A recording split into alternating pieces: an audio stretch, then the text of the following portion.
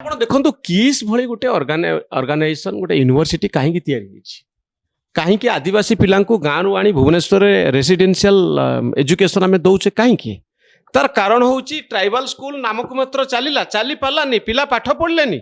Enter ଆମର ଯେତିକି ରହିଲା ଆମେ ଫେଲ ମାରିଲେ ପିଲାଙ୍କୁ କ୍ୱାଲିଟି ଏଜୁକେସନ ଦେବା ପାଇଁ। ସେଇଥିପାଇଁ ତ ଆଦିବାସୀ ମାନେ ଚାହୁଁଛନ୍ତି ଆମ ପିଲା ଯାଇକି ପଢନ୍ତୁ। ଦେଖନ୍ତୁ ଗୋଟେ ଫେଲୁଅର ଭିତରୁ ଏଗୁଡ଼ା ତ ତିଆରି ହେଇଛି ନା ଗୋଟେ ଗ୍ୟାପ୍ କୁ ଫିଲ୍ ଅପ୍ କରିବା ପାଇଁ। ଏ ପ୍ରସଙ୍ଗରେ ବି ଗୋଟେ ମଜା କଥା ହଉଛି। ଆପଣ ଯଦି ଦେଖିବେ ଦୁଇ ତିନିଟା ନେରେଟିଭ ୟାକୁ ନେଇକରି ଅଛି, କିସ୍କୁ ନେଇକରି। ପ୍ରଥମ ନେରେଟିଭଟି ହଉଛି ଯୋଉଟା ଆମର ଯୋଉମାନେ ପ୍ରଗତିଶୀଳ ସାମ୍ୟବାଦୀ ବୁଦ୍ଧିଜୀବୀ ସେମାନେ କହୁଛନ୍ତି ଯେ ଆଦିବାସୀ ସଂସ୍କୃତି ୟା ଦ୍ୱାରା ନଷ୍ଟ ହେଇଯାଉଛି, ଆଦିବାସୀଙ୍କର ଶିକ୍ଷା। ତ ମୋର ସେଥିରେ ମୋ ନିଜ ଭିତରେ ବି ଆଜି ପର୍ଯ୍ୟନ୍ତ ମୁଁ I M not very sure actually ଯେ ବାସ୍ତବରେ ଆଦିବାସୀ ହେଇକରି ରହିବ ନା ଆଦିବାସୀ ମେନ୍ ଷ୍ଟ୍ରିମ୍କୁ ଆସିକରି ବିଜ୍ଞାନ ବିଷୟରେ ଜାଣିବ, ମ୍ୟାଥମେଟିକ୍ସ ବିଷୟରେ ଜାଣିବ, ଆଗକୁ ଯିବ, ଆମେରିକାକୁ ଯିବ। ଏଇଟା ବି ଗୋଟେ ସୋସିଓଲୋଜିର ବଡ଼ ଡିବେଟ୍। ଏଇଟା ଗୋଟେ ବଡ଼ debate, that is one. Other side ଯୋଉଟା ଦକ୍ଷିଣପନ୍ଥୀ ମାନଙ୍କର ଗୋଟେ ଅଭିଯୋଗ ହଉଛି ଯେ ସେଠି ଧର୍ମାନ୍ତରୀକରଣ ହଉଛି। ମୋର ଆଗରୁ ଗୋଟେ ସବୁବେଳେ ଗଲା ମାନେ ମୁଁ ସବୁବେଳେ କହୁଥିଲି ଯେ ଗୋଟେ ଏଡ଼େ ବଡ଼ ଶିକ୍ଷାନୁଷ୍ଠାନ ଆପଣ କରିଛନ୍ତି, ଆଦିବାସୀ ଶିକ୍ଷାନୁଷ୍ଠାନ କରିଛନ୍ତି, ତା ଭିତରେ ଜଗନ୍ନାଥ ମନ୍ଦିର କାହିଁ ରଖିଛନ୍ତି? ବର୍ତ୍ତମାନ ବଜରଙ୍ଗ ଦଳବାଲା କହିଲେଣି ଆଜ୍ଞା ସେ ଜଗନ୍ନାଥ ମନ୍ଦିରରେ ଖ୍ରୀଷ୍ଟିଆନ କରାହଉଛି। ମୁଁ ଜାଣିନି ଯେ ଜଗନ୍ନାଥ ମନ୍ଦିର ଭିତରେ କୋଉଠି ଯୀଶୁଖ୍ରୀଷ୍ଟ ଅଛନ୍ତି, କୋଉଠି ଡୁବନ ଦିଆହେଉଛି ଏବଂ ବିଦେଶୀ ପଇସା ଆସୁଛି। ଭାଇ ବିଦେଶୀ ପଇସା ପରା ତମ ସରକାରର ଏବେ କ'ଣ ଟ୍ରମ୍ପ ବୁଲି ବୁଲି କହୁଛନ୍ତି କ'ଣ $21 ମିଲିୟନ ମୋ ବନ୍ଧୁ ମୋଦି ନେଇଯାଇଛନ୍ତି ବୋଲି କହୁଛନ୍ତି।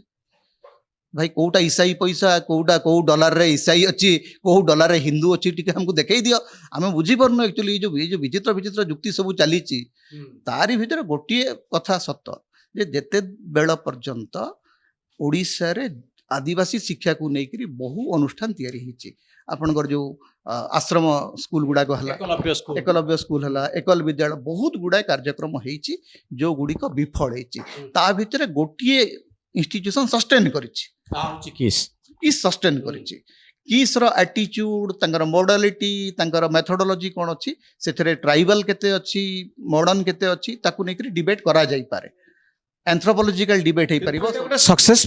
This is a successful institution ଯୋଉଥିରେ ପିଲା ପାଠ ପଢୁଛନ୍ତି, ସକ୍ସେସ୍ ହେଇକି ଯାଉଛନ୍ତି। କାରଣ ମୁଁ ଯେତେବେଳେ 2-4ଟା ସେମିନାରକୁ ସେଠିକି ଯାଇକରି ଦେଖିଛି ଯେ ପିଲାଙ୍କ ଭିତରେ ପାଠ ପଢିବାର ପ୍ରବଣତା ବଢିଛି, ଆଗକୁ ଯାଇଛନ୍ତି। ବହୁତ ପିଲା ପାଠ ପଢୁଛନ୍ତି ଏବଂ ଯୋଉମାନେ କହୁଛନ୍ତି ଯେ ସେଠୁ କିଛି ହେଇନାହିଁ, they are speaking out of air completely. ଯେ ଆପଣ ଗୋଟେ ମାନେ ହାୱାରେ କହିଦେଉଛନ୍ତି ଆମେ କିଛି ହେଇନି ସେଠି। ଆଜ୍ଞା ସେ ଅଚ୍ୟୁତ ସାମନ୍ତ ଖାଲି ପଇସା ନେଇକରି ପାଠ ପଢଉଛନ୍ତି।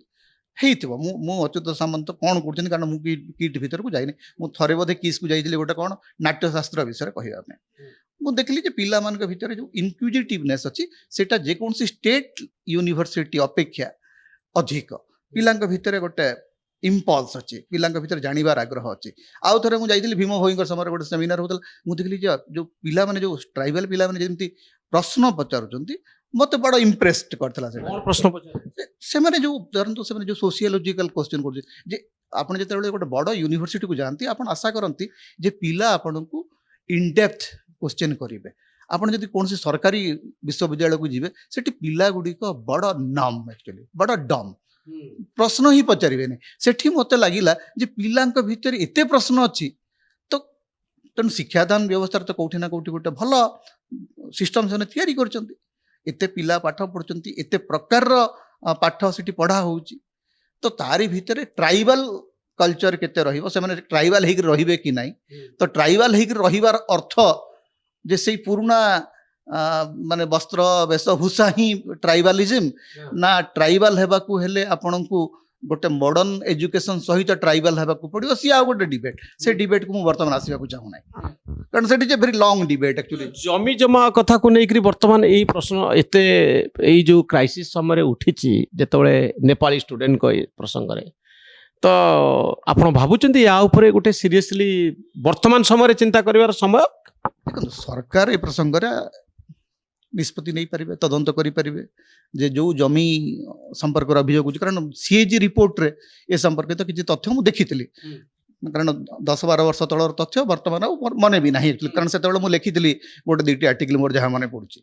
ବର୍ତ୍ତମାନ ତାର ସ୍ଥିତି କ'ଣ ଏଇ ଯେଉଁ ସରକାରୀ ତଥ୍ୟ ମଧ୍ୟ ବଡ଼ ଗୋଳମାଳିଆ ଆପଣ ଦେଖୁଥିବେ ଯେ ଗୋଟେ ସରକାରୀ ତଥ୍ୟ କହୁଥିବ ଯେ ଏଥିରେ ଦୁର୍ନୀତି ହେଇଛି ଆଉ ଗୋଟେ ସରକାରୀ ନଥି କହିବ ନାଇଁ ନାଇଁ ଆଜ୍ଞା ଏତେ ଦୁର୍ନୀତି ହେଇନି ତେଣୁ ବାସ୍ତବରେ କ'ଣ ହେଇଛି ଏବଂ ଯେଉଁ ସୂଚନା ଅଧିକାର କର୍ମୀମାନେ ଆମକୁ ଯେଉଁ ତଥ୍ୟ ଦେଉଛନ୍ତି ସେମାନେ ପୂର୍ଣ୍ଣାଙ୍ଗ ତଥ୍ୟ ଦେଖାଉନାହାନ୍ତି ସବୁ ଅପୂର୍ଣ୍ଣାଙ୍ଗ ମାନେ ଅର୍ଦ୍ଧ ସମର୍ଥିତ ତଥ୍ୟ ଦେଖେଇକିରି କହିବେ ଆଜ୍ଞା ଏଠି ଦୁର୍ନୀତି ହେଇଛି ଦୁର୍ନୀତି ଯଦି ହେଇଛି ତାର ତଦନ୍ତ ହେବା ଦରକାର ସରକାର ତ ବର୍ତ୍ତମାନ ଅଚ୍ୟୁତ ବାବୁ ଯେଉଁ ଦଳରେ ଥିଲେ ସେଇ ଦଳର ସରକାର ବର୍ତ୍ତମାନ ନାହିଁ ଆଉ ଗୋଟେ ଦଳର ସରକାର ଅଛି ସେମାନେ କରିପାରିବେ ଏ ସମ୍ପର୍କରେ ତଦନ୍ତ କରିପାରିବେ ଏ ସମ୍ପର୍କରେ ତାଙ୍କର ତଦନ୍ତ ହେଇପାରିବ କିନ୍ତୁ ଆଜି ଯେଉଁ ଆନ୍ଦୋଳନ ହେଉଛି ତା ସହିତ ଜମି ଜମାର ସମ୍ପର୍କ କ'ଣ ଜମି ଜମା ପାଇଁ ଅତୀତ ତ ଏତେ ବଡ଼ ଆନ୍ଦୋଳନ କେବେ ହେଇନଥିଲା ଧରନ୍ତୁ ଯେତେବେଳେ ସରକାର ବଦଳିଲା ଆପଣଙ୍କର ମନେ ଥିବ ଯେ କେନ୍ଦ୍ର ଆଦିବାସୀ ବ୍ୟାପାର ମନ୍ତ୍ରଣାଳୟ ବୋଧେ ଗୋଟେ ନୋଟିସ୍ ଦେଲା ଯେ କନଭର୍ସନ ଜମି କିସମ କେମିତି ଚେଞ୍ଜ କିସମ କେମିତି ଚେଞ୍ଜ ହେଲା ତାପରେ ସେଥିରେ ତ ମାନେ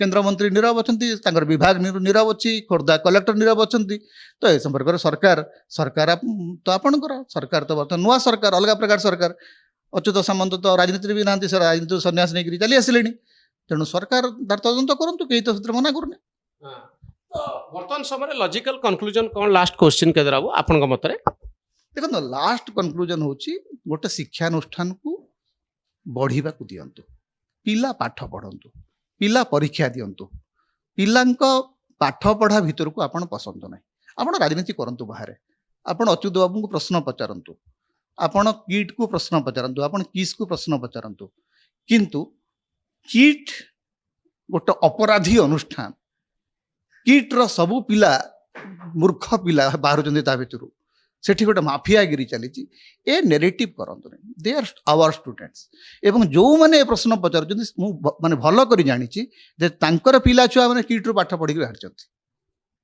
ଯେଉଁମାନେ ଆଜି କିଟ୍କୁ କହୁଛନ୍ତି ଏତେ ଏତେ କଥା ମୁଁ ସେମାନଙ୍କୁ ଜାଣିଛି ଯେ ତାଙ୍କର ପିଲା ଛୁଆ ସେଇ କିଟ୍ରୁ ପଢ଼ିକି ବାହାରିଛନ୍ତି ଜୟନାରାୟଣ ବାବୁ ବହୁତ ବଡ଼ ବଡ଼ କଥା କହୁଥିଲେ ତାଙ୍କ ଝିଅ କେଉଁଠି ପଢ଼ିଛି ତାଙ୍କ ଝିଅ କେଉଁଠିକାର ଷ୍ଟୁଡେଣ୍ଟ ଟିକେ କହିଦେବା କଥା ମାନେ ଜୟନାରାୟଣ ବାବୁ ଟିକେ ସ୍ପଷ୍ଟ କହିବା କଥା ଯେ ମୋ ଝିଅ କିଟ୍ରେ ପଢ଼ୁଥିଲା କି ନାହିଁ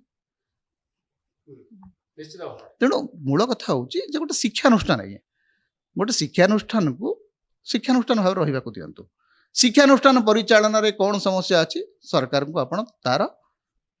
ଆପଣ ଯାହା ଅଭିଯୋଗ ଅଛି ସରକାରଙ୍କ ପାଖରେ କରନ୍ତୁ ସରକାର ତାର ଅଭିଯୋଗର ତଦନ୍ତ କରନ୍ତୁ କିନ୍ତୁ ମବ୍ ଲିଞ୍ଚିଂ କରନ୍ତୁ ନାହିଁ ମବ୍ ନେରେଟିଭ୍ ତିଆରି କରନ୍ତୁ ନାହିଁ ଏ ମବ୍ ଲିଞ୍ଚିଂ ଭାରତର ବହୁତ ବଡ଼ କ୍ଷତି କରିସାରିଛି ତେଣୁ ମବ୍ ଲିଞ୍ଚିଂ ମେଣ୍ଟାଲିଟି ଏଇଟା ସବୁବେଳେ ଏବଂ ସେଠି ଯେଉଁ ଛାତ୍ରଛାତ୍ରୀ ପଢ଼ୁଛନ୍ତି ତାଙ୍କ ଭିତରେ ଗୋଟେ ଆପଣ ଗୋଟେ ହୀନମନ୍ୟତା ତିଆରି କରୁଛନ୍ତି ଯେ କିଟ୍ରେ ମାନେ ଆଜିର ତାରିଖରେ ଓଡ଼ିଶାର ଭାରତର ବହୁତ ବଡ଼ ବଡ଼ ଇଭେଣ୍ଟ ତା ଭିତରେ ତ ହେଉଛି ନା and they have an ability to conduct good events academically ମଧ୍ୟ ସେମାନେ କାଫି ସକ୍ସେସ୍ ହେଇଛନ୍ତି ଅନ୍ୟ ମାନେ ସ୍ପୋର୍ଟସରେ ବି ସକ୍ସେସଫୁଲ ହେଇଛନ୍ତି କମ୍ପାରିଟିଭଲି ଆପଣ ଯଦି ଦେଖିବେ ଅନ୍ୟ ବିଶ୍ୱବିଦ୍ୟାଳୟ ତୁଳନାରେ ତାଙ୍କର ରେଟିଂ ତ ବହୁତ ହାଇ ଏକାଡେମିକ୍ ଏକ୍ସେଲେନ୍ସ ଏବଂ ପ୍ଲେସମେଣ୍ଟରେ ବହୁତ ଭଲ ପ୍ଲେସମେଣ୍ଟ ପାଉଛନ୍ତି ତାଙ୍କ ପିଲା ଯଦି ପ୍ଲେସମେଣ୍ଟ ହେଉଛି ପିଲା ଭଲ ର୍ୟାଙ୍କିଂ ପାଉଛନ୍ତି ୟୁନିଭର୍ସିଟିର ଇନଫ୍ରାଷ୍ଟ୍ରକ୍ଚର ଭଲ ଭାବରେ ବିଲ୍ଟଅପ୍ ହେଉଛି absolutely I have no complain ସେମାନେ ଯଦି ବାକି କ'ଣ କରୁଛନ୍ତି ଯଦି କିଛି ଇଲିଗାଲିଟି ଅଛି ଯଦି କିଛି ସମସ୍ୟା ଅଛି ସରକାର ସେ ବିଷୟରେ ଧ୍ୟାନ ଦିଅନ୍ତୁ କିନ୍ତୁ ଲେଟ୍ ଦ ଇନଷ୍ଟିଟ୍ୟୁସନ୍ ସର୍ଭାଇଭ୍ ବହୁତ ଧନ୍ୟବାଦ କେଦାର ବାବୁ ଆପଣଙ୍କ ମତାମତ ପାଇଁ ବହୁତ ଧନ୍ୟବାଦ